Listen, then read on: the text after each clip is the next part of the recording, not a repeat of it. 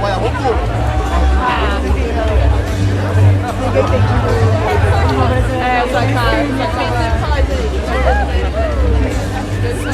¿Qué más tú aquí mismo, Nicolás? Nicolás, ¿qué más?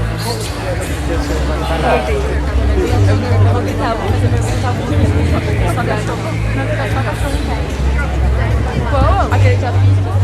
É, já fiz. Faz merda, eu grito assim. Olha, tá conectada, gente. Já são coisas obrigadas demais. A gente comentou. Era pra ser.